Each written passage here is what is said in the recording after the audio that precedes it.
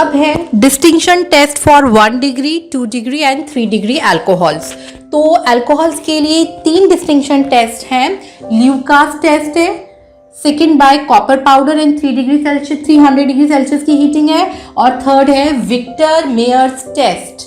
ठीक है, इन 3 टेस्ट के थ्रू हम 1 डिग्री 2 डिग्री 3 डिग्री अल्कोहल्स को लेबोरेटरी में टेस्टिफाई कर सकते हैं, डिस्टिंग्विश कर सकते हैं। तो इनमें फर्स्ट मेथड पर आते हैं by Lucas test. Lucas test में हम डालते हैं ल्यूकास रिएजेंट। तो पहले मैंने यहाँ पे मेंशन किया है 1 degree alcohol, then 2 degree alcohol, then 3 degree alcohol. ठीक है, तीनों अल्कोहल्स में यहाँ पे डाल दिया गया Lucas reagent HCl anhydrous ZnCl2, HCl anhydrous ZnCl2, HCl anhydrous ZnCl2, यानी तीनों में ल्यूकास रिएजेंट डाल दिया गया।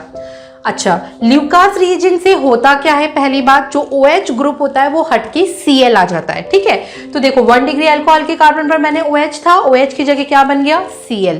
2 डिग्री पर OH था, 2 डिग्री पर Cl आ गया। 3 डिग्री कार्बन पर OH था, 3 डिग्री कार्बन पर Cl आ गया। ठीक है, साइड ब्रांचेस को मैंने R की फॉर्म में लिखा है। तो यानी अल्कोहल से हैलाइड बन गया, लेकिन हैलाइड बनने की जो स्पीड है वो तीनों में अलग होगी। क्या अलग होगी? 3 डिग्री अल्कोहल, नीचे वाले ये अल्कोहल सबसे ज्यादा रिएक्टिव है, ये बहुत स्पीडली हैलाइड बनाएगा। 2 डिग्री अल्कोहल थोड़ा स्लोली बनाएगा, और 1 डिग्री अल्कोहल तो रूम टेम्परेचर पर रिएक्शन कर ही नहीं पाएगा, इसको तो हीट करना पड़ेगा। ठीक है, तो उसकी रिएक्शन सबसे स्लो है 1 डिग्री की।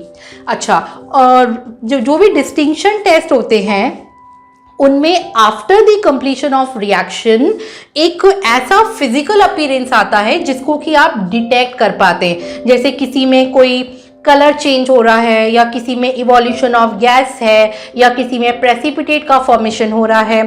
ठीक है, तो इस तरह का फिजिकली जो ऑब्जर्वेबल चेंज हो वो आना चाहिए, तब उस पर्टिकुलर रिएक्शन को हम एज अ डिस्टिंक्शन टेस्ट लेते हैं। अब ल्यूकास टेस्ट की बात करें तो फिजिकल अपीयरेंस की फॉर्म में आती है व्हाइट टर्बिडिटी। ठीक है, टर्बिड सोल्यूशन जैसे क्लाउडी सा सोल्यूशन हो जाएगा। ठीक है, जैसे ही आप एक कंटेनर में या आप टेस्ट ट्यूब ले लीजिए, टेस्ट ट्यूब या 1 डिग्री अल्कोहल का थोड़ा सा सैंपल ले रहे हैं और ल्यूकास रिएजेंट डालेंगे, तो अभी तक जो ये अल्कोहल था ये बिल्कुल ट्रांसपेरेंट था, एक्वा कलरलेस था। लेकिन जैसे ही आप डालेंगे इसके अंदर ल्यूकास रिएजेंट, उसके अंदर क्लाउडी सा सोल्यूशन हो जाएगा। व्हाइट कलर की टर्बिडिटी, इसको कहते हैं turbid solution, turbidity cloudiness appear होगी।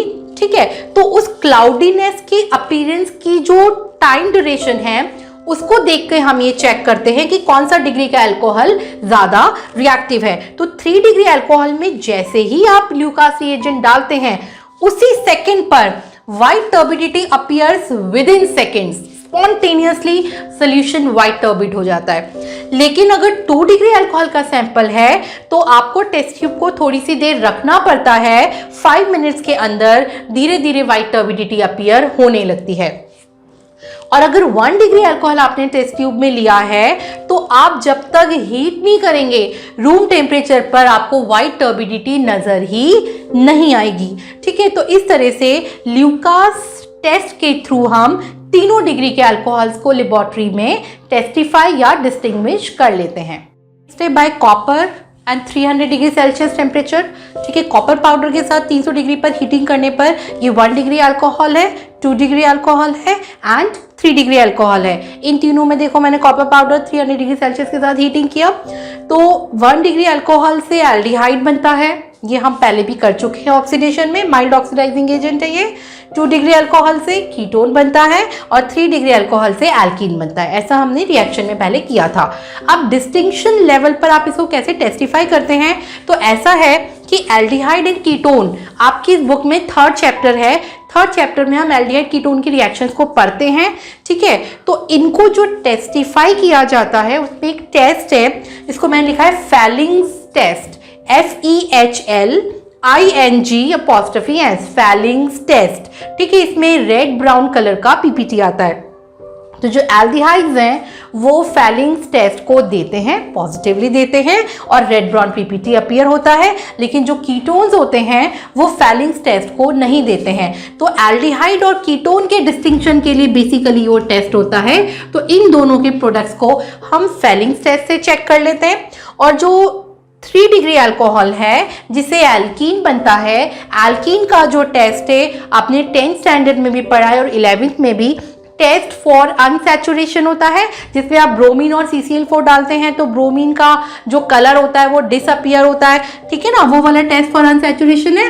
ठीक है, ब्रोमीन का जो रेड ब्राउन लिक्विड होता है ब्रोमीन, उसका कलर डिसअपियर होता है। तो ये टेस्ट फॉर अनसैचुरेशन से आप एल्कीन को फर्दर टेस्टिफाई कर लेते हैं। तो इस तरह से, लेकिन जब आप डिस्टिंक्शन में लिखेंगे तो ये रिएक्शंस आपको इस पैरल में लिखना जरूरी है। ठीक है, तीनों डिग्री के अल्कोहल से कॉपर 300 डिग्री सेल्सियस हीटिंग पर 3 डिफरेंट वैरायटी के प्रोडक्ट्स बन रहे हैं, तो इसलिए कॉपर 300 डिग्री सेल्सियस का कॉम्बिनेशन डिस्टिंक्शन टेस्ट के लिए एक एप्रोप्रिएट रीएजेंट है।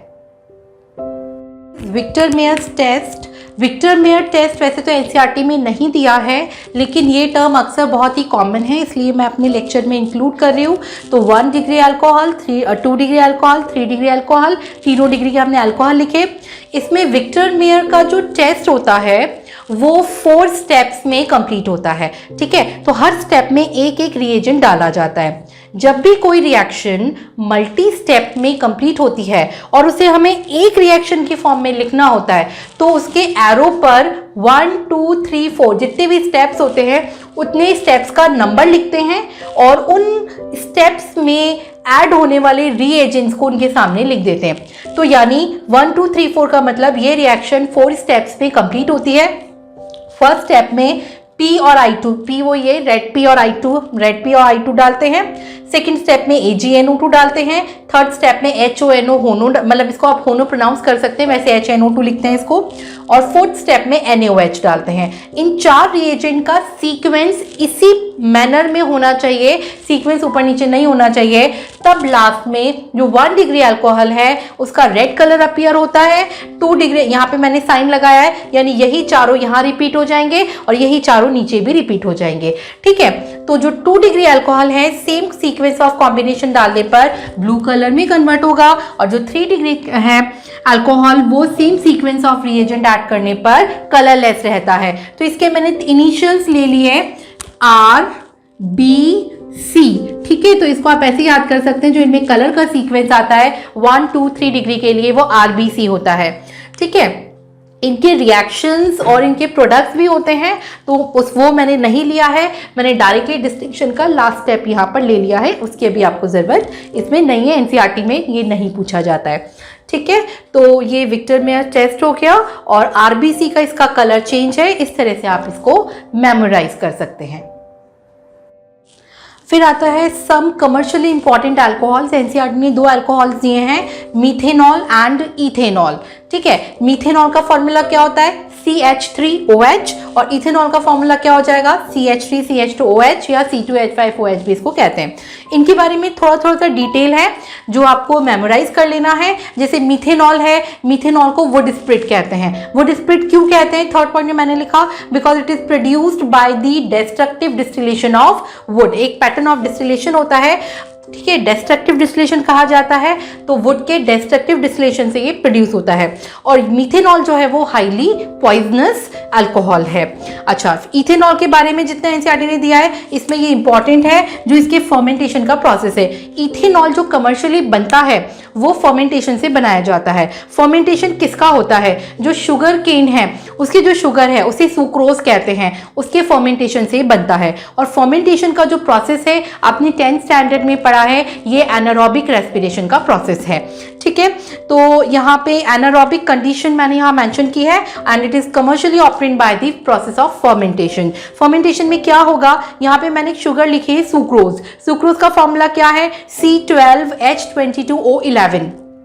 ठीक है, तो ये केन शुगर है और सुक्रोज जो है केन शुगर की शुगर है, और सुक्रोज जो है इसको हमने पानी में डाला तो इन्वर्टेज एंजाइम सबसे पहले एक्ट करता है, और इन्वर्टेज एंजाइम इस सुक्रोज को तोड़ के 2 टुकड़े बनाता है जिनके मॉलिक्यूलर फॉर्मूला केमिकली सेम होते हैं, C6H12O6, ये भी C6H12O6।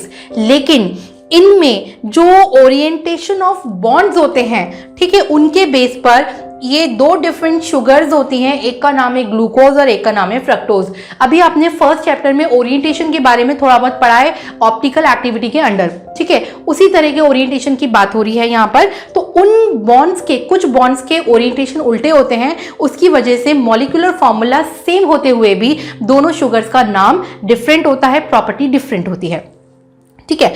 तो ग्लूकोज बने या फ्रक्टोज, दोनों का मॉलिक्यूलर फॉर्मूला सेम है और अगली स्टेप में इन दोनों पर जाइमेज एंजाइम एक्ट करेगा और जाइमेज एंजाइम से ये जो शुगर्स थी ये कन्वर्ट हो जाएंगी इथेनॉल में और CO2 यहाँ पे रिलीज हो जाएगी, ठीक है। तो ये फर्मेंटेशन का प्रोसेस इंपॉर्टेंट है, ये आपको मेमोराइज करना है। इनके एंजाइम का जो सीक्वेंस है दोनों का, ये भी आपको याद करना है।